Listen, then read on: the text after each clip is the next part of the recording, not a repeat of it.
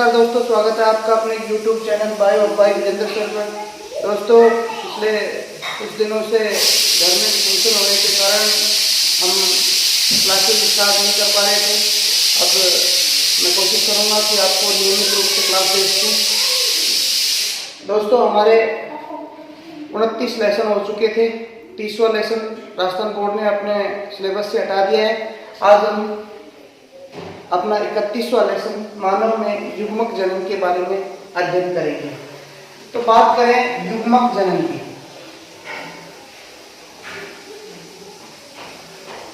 यानी जो प्राथमिक जननी कोशिकाएं हैं, प्राथमिक जनन कोशिकाएं हैं, उनके द्वारा, प्राथमिक जनन कोशिका के द्वारा युग्मक निर्माण की क्रिया, प्राथमिक जो जनन कोशिकाएं हैं उनके द्वारा युग्मक निर्माण की क्रिया को युग्मक जनन कहते हैं।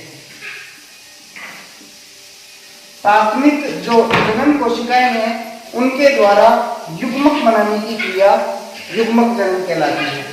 अगर हम यहाँ बात करें कि जैसे शुक्रजननी कोशिकाएं, उनके द्वारा शुक्रजननी जो कोशिकाएं हैं उनके द्वारा शुक्राणु निर्माण की क्रिया वो शुक्रजनन कहलाएगी, और अंडाणु निर्माण की क्रिया ऐसे अंडजननी जो कोशिकाएं हैं, अंडजननी कोशिका, इसके द्वारा अंडाणु निर्माण की क्रिया, ये अंडाणु निर्माण की क्रिया, इसको हम अंडजनन कहते हैं। युग्मक जनन किसे कहेंगे? प्राथमिक जनन कोशिकाओं के द्वारा, प्राथमिक जनन कोशिकाओं के द्वारा युग्मक निर्माण की क्रिया को युग्मक जनन कहते हैं।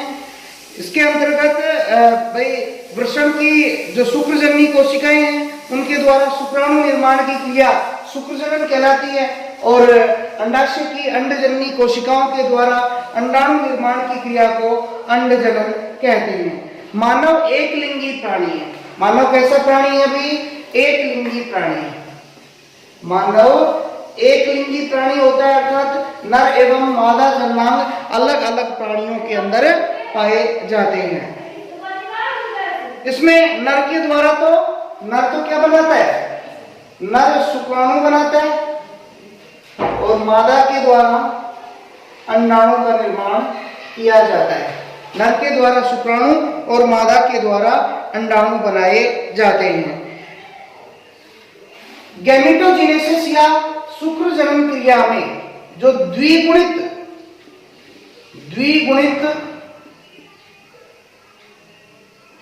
युग्मक जननी कोशिकाएं हैं, युग्मक जननी कोशिकाएं हैं, उनके द्वारा अगुणित युग्मक बनाए जाते हैं।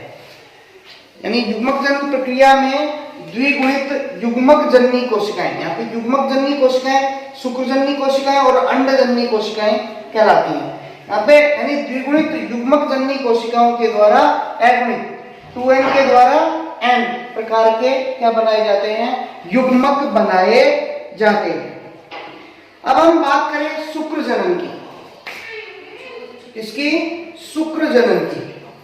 तो शुक्र जनन की प्रक्रिया में शुक्राणु जो जननी कोशिकाएं हैं उनके द्वारा शुक्राणुओं का निर्माण किया जाता है।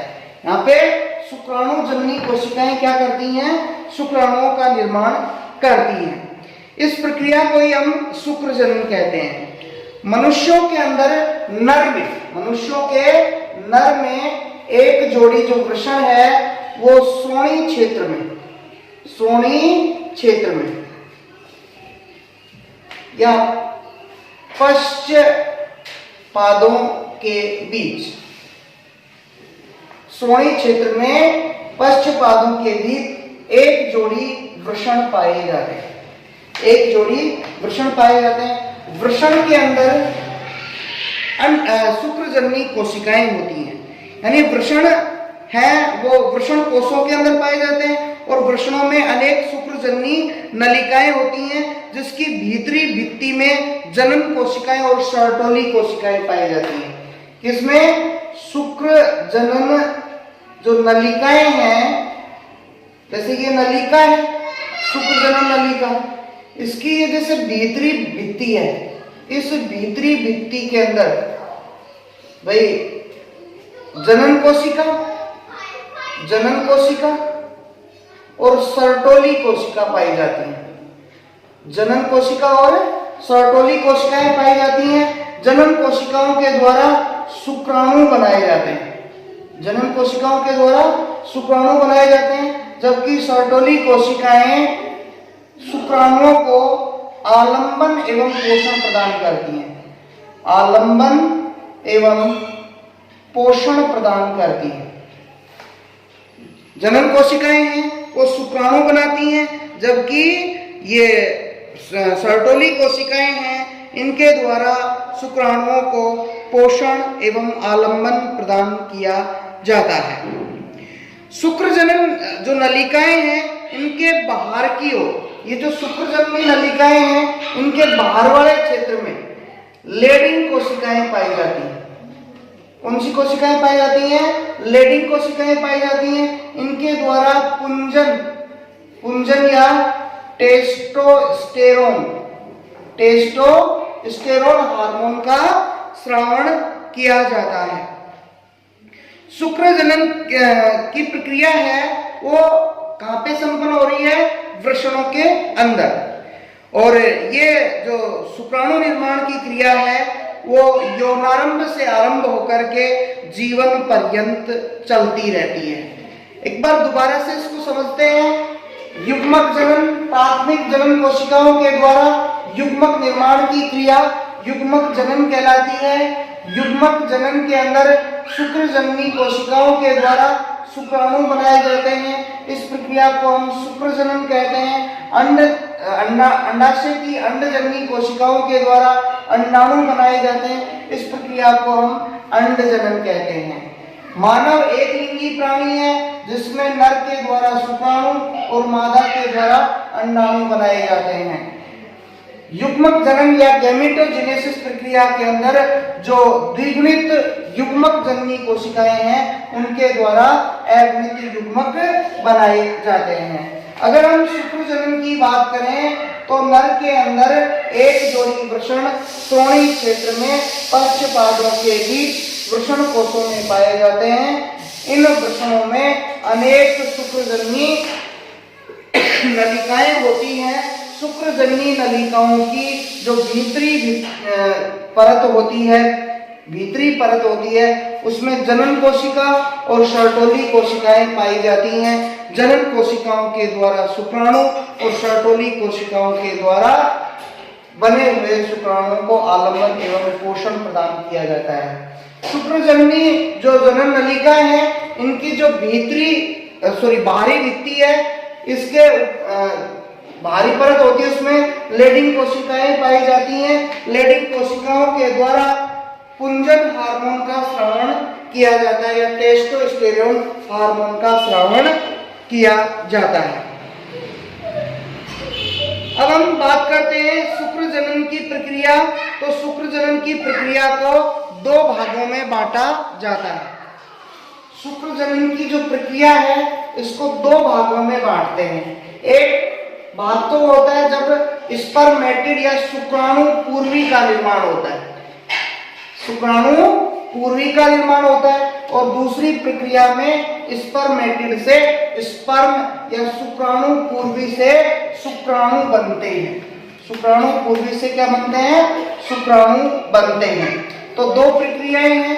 शुक्रजनन की जो क्रिया विधि है, इसको दो भागों में बांटा गया है। शुक्रजनन को कितने भागों में बांटा गया? अभी दो भागों में। एक प्रक्रिया के अंदर शुक्राणु पूर्वी बनेंगे, जिसको अपन स्पर्मेटिड कहते हैं, शुक्राणु पूर्वी का निर्माण। और दूसरी प्रक्रिया के अंदर शुक्राणु पूर्वी से शुक्राणु बनेंगे, यानी शुक्राणु पूर्वी से शुक्राणु का निर्माण। शुक्रजनन की क्रिया को कितने भागों में बांटा जाता है? दो भागों में। एक में तो स्पर्मेटिड का निर्माण होता है और दूसरी प्रक्रिया में स्पर्म बनते हैं। अब हम स्पर्मेटिड के निर्माण की प्रक्रिया को अगर देखें तो जंतुओं में यह क्रिया लैंगिक परिपक्वन के बाद शुरू होती है। कब शुरू होती है? लैंगिक परिपक्वन के बाद। इस प्रक्रिया में प्राथमिक जो जर्म कोशिकाएं हैं उनसे, जिसको अपन शुक्राणुजन्य कोशिकाएं कहते हैं, उनके द्वारा स्पर्मेटिड का निर्माण किया जाता है। इसे स्पर्मेटोलियोसिस कहते हैं। अर्थात जो शुक्र जननी कोशिकाएं हैं उनके द्वारा स्पर्मेटिड के निर्माण की क्रिया को स्पर्मेटोलियोसिस कहा जाता है। कई बार पूछता है स्पर्मेटोलियोसिस किसे कहते हैं, तो आप क्या कहोगे? शुक्र जननी कोशिकाओं के द्वारा स्पर्मेटिड के निर्माण की प्रक्रिया या शुक्राणु पूर्वी के निर्माण की प्रक्रिया को स्पर्मेटोलियोसिस कहते हैं। स्पर्मेटिड के निर्माण की क्रिया को हम 3 चरणों में बांटते हैं। यानी स्पर्मेटिड का निर्माण है वो 3 चरणों में पूरा होता है। पहले को अपन गुणन प्रावस्था, दूसरे को वृद्धि प्रावस्था और तीसरे चरण को हम परिपक्वन प्रावस्था कहते हैं। यानी स्पर्मेटिड के निर्माण की क्रिया 3 चरणों में पूरी हुई। पहली प्रक्रिया है गुणन प्रावस्था, दूसरी प्रक्रिया है वृद्धि प्रावस्था और तीसरी प्रक्रिया है परिपक्वन प्रावस्था। तो गुणन प्रावस्था में क्या होगा? जो शुक्रजननी कोशिकाएं हैं, ये जैसे ये शुक्रजननी कोशिकाएं किस अवस्था में है? द्विगुणित अवस्था में। तो ये क्या करती हैं? समसूत्री विभाजन करती हैं। कौन सा विभाजन करेंगी? समसूत्री विभाजन करेंगी और समसूत्री विभाजन करके अपनी संख्या बढ़ाती हैं। अपनी क्या बढ़ाती हैं? संख्या बढ़ाती हैं। इस फेज को हम गुणन प्रावस्था कहते हैं। यहाँ पे क्या होगा? जो शुक्रजननी कोशिकाएं हैं, यानी गुणन प्रावस्था में अविभेदित शुक्रजननी कोशिकाएं लगातार समसूत्री विभाजन करके अपनी संख्या को बढ़ाती हैं, जिन्हें शुक्राणु मात्रक या युग्मक जनन या शुक्राणु जनन कोशिका या स्पर्मेटोगोनिया कहते हैं। अब इनको अपन क्या बोल रहे हैं? स्पर्मेटोगोनिया, शुक्राणु जनन कोशिका या शुक्राणु मात्रक कोशिका, अब हम इनको कह रहे हैं। द्विगुणित जो स्पर्मेटोगोनिया हैं, ये वृद्धि प्रावस्था में प्रवेश करते हैं। जैसे ये कुछ तो अधिकांश स्पर्मेटोगोनिया तो पुनः गुणन प्रावस्था द्वारा अपनी संख्या बढ़ाते हैं, क्योंकि इन्हें लगातार आगे भी क्या करना पड़ता है? शुक्राणु का निर्माण करना पड़ता है। अर्थात सारे के सारे स्पर्मेटोगोनिया वृद्धि प्रावस्था में प्रवेश नहीं करते। कुछ स्पर्मेटोगोनिया वृद्धि प्रावस्था में प्रवेश करते हैं और कुछ स्पर्मेटोगोनिया द्वारा पुनः गुणन प्रावस्था को दोहराया जाता है, क्योंकि जीवन पर्यंत शुक्राणु बनाने। तो इनमें से कुछ स्पर्मेटोगोनिया है वो वृद्धि प्रावस्था में प्रवेश करेंगे। जैसे ये स्पर्मेटोगोनिया है वो वृद्धि प्रावस्था में प्रवेश कर गया। यहाँ पे पोषक पदार्थ ग्रहण करके ये अपना आकार बढ़ाता है। अर्थात गुणन प्रावस्था से बने स्पर्मेटोगोनिया में से कुछ स्पर्मेटोगोनिया पोषण प्राप्त करके अपना आकार दोगुना कर लेते हैं। अब इन्हें प्राइमरी स्पर्मेटोसाइट, अब इनको क्या कहेंगे? प्राइमरी स्पर्मेटोसाइट कहा जाता है। प्राइमरी स्पर्मेटोसाइट अब इनको कहते हैं। शेष स्पर्मेटोगोनिया, यानी ये जो बच गए स्पर्मेटोगोनिया, पुनः गुणन प्रावस्था द्वारा अपनी संख्या बढ़ाते हैं। तीसरी प्रावस्था है परिपक्वन प्रावस्था। तो परिपक्वन प्रावस्था में जो प्राइमरी स्पर्मेटोसाइट हैं वो अर्धसूत्री विभाजन फर्स्ट करेंगे। यहां तक तो द्विगुणित था, यहाँ पे अर्धसूत्री विभाजन फर्स्ट होता है, जिससे 2 कोशिकाएं बनेंगी और अगुणित होंगी। फिर इसके बाद अर्धसूत्री विभाजन द्वितीय होगा, जिनसे 2 से 4 कोशिकाओं का निर्माण होता है। यह अर्धसूत्री विभाजन सेकेंड है। कौन सा अर्धसूत्री विभाजन? सेकेंड। अर्धसूत्री विभाजन को अपन फर्स्ट को न्यूनकारी विभाजन कहते हैं, जबकि अर्धसूत्री विभाजन सेकेंड को ये एक प्रकार का क्या है? समसूत्री विभाजन भी होता है। एक प्रकार का क्या होता है? ये समसूत्री विभाजन भी होता है। हाँ भाई, तो अगर हम बात देखें परिपक्व प्रावस्था में, तो प्राइमरी स्पर्मेटोसाइट अर्धसूत्री विभाजन फर्स्ट करके 2 अगुणित द्वितीयक स्पर्मेटोसाइट का निर्माण करते हैं। अब इनको अपन क्या बोलेंगे? द्वितीयक स्पर्मेटोसाइट कहते हैं। इनको क्या कहते हैं? द्वितीयक या सेकेंडरी स्पर्मेटोसाइट कहते हैं। द्वितीयक जो स्पर्मेटोसाइट हैं वो अर्धसूत्री विभाजन सेकंड करेंगे और प्रत्येक के द्वारा 2 अर्थात कुल 4 अगुणित स्पर्मेटिड का निर्माण होगा। अब इनको क्या बोलते हैं अपन? स्पर्मेटिड कहते हैं। 4 क्या कहते हैं? 4 क्या बन गए? अगुणित स्पर्मेटिड बन जाते हैं। अब इसको एक बार दोबारा से देखते हैं। हाँ भाई, जो स्पर्मेटिड के निर्माण की प्रक्रिया है 3 चरणों में पूरी हुई। प्रथम चरण को गुणन प्रावस्था बोलेंगे, जिसके अंतर्गत जो प्राथमिक जो शुक्र जननी कोशिका ये क्या करती हैं? समसूत्री विभाजन करती हैं। ये द्विगुणित अवस्था में होती हैं, समसूत्री विभाजन करके अपनी संख्या को बढ़ाती हैं, जिनको अपन स्पर्मेटोगोनिया कहते हैं। सारे के सारे स्पर्मेटोगोनिया वृद्धि प्रावस्था में प्रवेश नहीं करते। कुछ स्पर्मेटोगोनिया वृद्धि प्रावस्था में प्रवेश करते हैं और कुछ पुनः गुणन प्रावस्था द्वारा संख्या को बढ़ाते हैं। अर्थात ये जो फेज है इसको हम वृद्धि प्रावस्था कहते हैं। इसमें जो स्पर्मेटोगोनिया वृद्धि प्रावस्था में प्रवेश करता है वो अपने साइज को बढ़ा लेता है पोषक पदार्थ ग्रहण करके। तीसरी अवस्था आती है, इसको अपन परिपक्वन प्रावस्था कहते हैं। परिपक्वन प्रावस्था में यानी जो प्राइमरी स्पर्मेटोसाइट बना है वो अर्धसूत्री विभाजन फर्स्ट करेगा। अर्धसूत्री विभाजन फर्स्ट को न्यूनकारी विभाजन कहते हैं। या गुणसूत्रों का अर्धसूत्रण होगा, जिससे 2 अगुणित कोशिकाएं बनेंगी, जिन्हें द्वितीयक स्पर्मेटोसाइट कहा जाता है। द्वितीयक स्पर्मेटोसाइट अर्धसूत्री विभाजन सेकंड करके क्या करते हैं? कुल 4 स्पर्मेटिड का निर्माण करते हैं।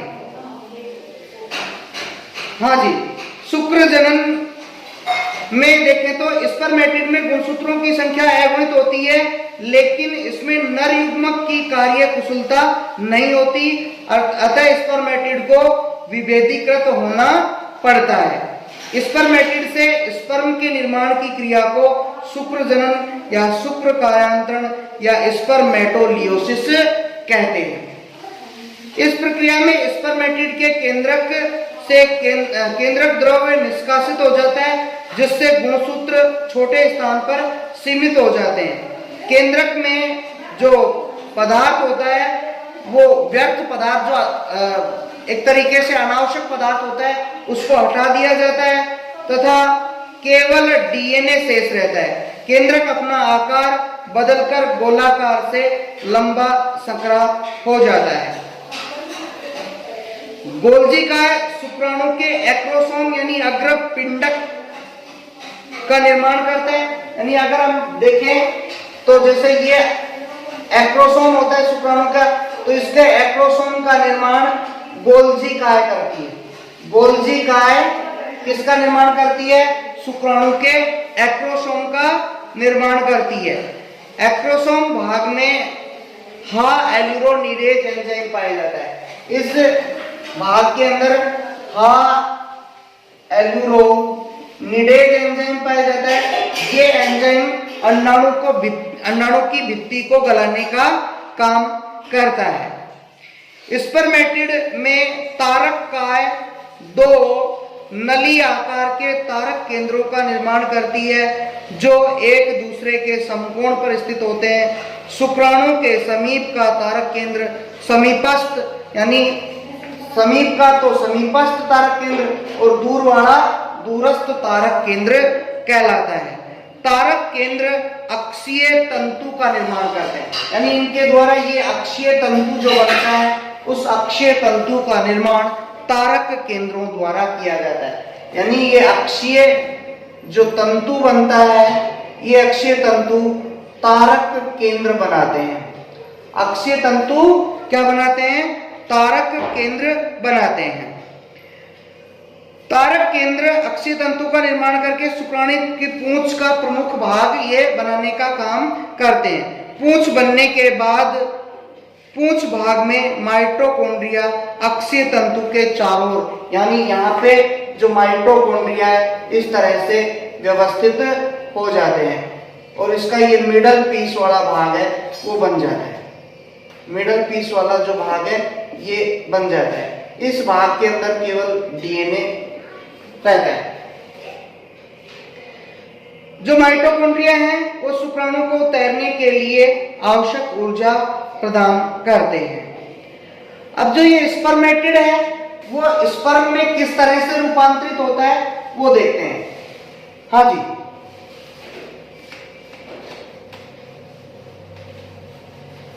दूसरा चरण अपना यहां से स्टार्ट होता है।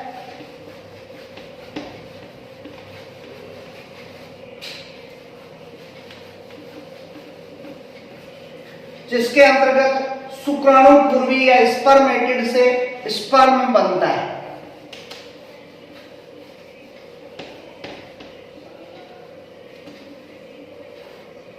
दूसरा है स्पर्मेटिड से स्पर्म या शुक्राणु पूर्वी से शुक्राणु का निर्माण।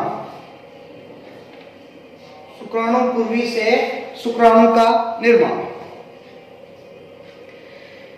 स्पर्मेटिड विभेदीकरण द्वारा आकार एवं क्रियात्मक रूप से विभेदित हो जाता है। अतः गोलाकार अगतिशील अगुणित स्पर्मेटिड, जो गोलाकार अगुणित जो स्पर्मेटिड था वो एक धागे समान गतिशील अगुणित शुक्राणु के अंदर बदल जाता है। इस तरह से ये इस तरह की संरचना के अंदर रूपांतरित हो जाता है। इस प्रक्रिया को ही हम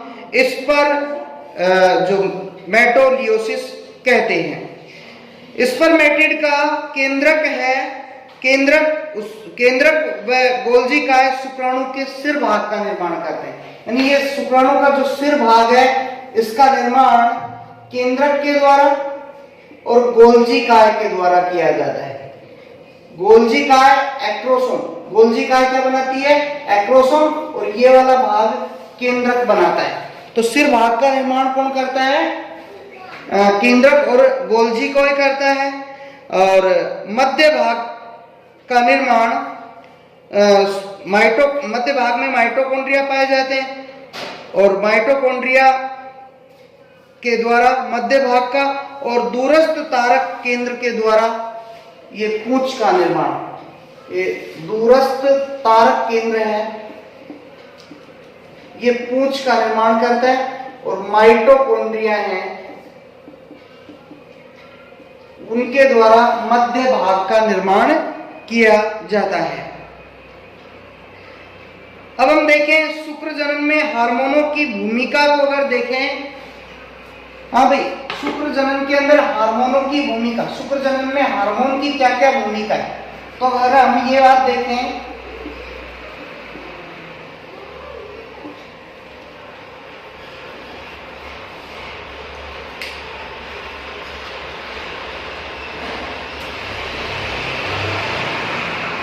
शुक्र जनन में हार्मोनों की भूमिका, तो शुक्र जनन की क्रिया हार्मोनों के ऊपर डिपेंड करती है। शुक्र जनन क्रिया के अंदर हाइपोथैलेमस ग्रंथि, हाइपोथैलेमस जो ग्रंथि है, इस ग्रंथि के द्वारा गोनेडोट्रोपिन हार्मोन स्रावित किया जाता है। गोनेडोट्रोपिन हार्मोन स्रावित किया जाता है। ये गोनेडोट्रोपिन हार्मोन अग्र पीयूष को उद्दीपित करता है। अग्र पीयूष यानी पीयूष ग्रंथि के अग्र भाग को उद्दीपित करता है। इसके द्वारा दो हार्मोन स्रावित किए जाते हैं, LH और FSH। LH और FSH। LH यानी ये ल्यूटिनाइजिंग हार्मोन है और FSH follicle stimulating hormone. Luteinizing hormone ये लेडिंग कोशिकाओं पे कार्य करता है और लेडिंग कोशिकाएं हैं वो टेस्टोस्टेरोन स्रावित करती हैं जो शुक्र जनन को आरंभ करता है। शुक्र जनन को आरंभ करता है। जबकि FSH हार्मोन है ये सर्टोली कोशिकाओं पर कार्य करता है। सर्टोली कोशिकाएं परिवर्धित होते हुए शुक्राणुओं को पोषण प्रदान करती है। शुक्राणुओं को पोषण प्रदान करती है, यानी शुक्र जनन की प्रक्रिया पूर्णतया हार्मोनों पर डिपेंड करती है। इस प्रक्रिया के अंदर जो हाइपोथैलेमस ग्रंथि है उसके द्वारा गोनेडोट्रोपिन हार्मोन स्रावित किया जाता है। यह एक प्रकार का सर्ज या मोचक हार्मोन है जिसको हाइपोथैलेमिक हार्मोन भी कहते हैं। हाइपोथैलेमिक हार्मोन भी कहा जाता है। यह हार्मोन पीयूष ग्रंथि के अग्र भाग को उद्दीपित करता है जिसके द्वारा दो हार्मोन LH और FSH स्रावित किए जाते हैं। LH हार्मोन लेडिंग कोशिकाओं पर कार्य करता है और टेस्टोस्टेरोन स्रावित कराता है जो शुक्र जनन को आरंभ करता है। जबकि सर्टोली जो FSH हार्मोन है वो सर्टोली कोशिकाओं को उद्दीपित कर परिवर्धित होते हुए शुक्राणुओं को पोषण प्रदान करने का काम सर्टोली कोशिकाएं करती हैं। आज के वीडियो में इतना ही।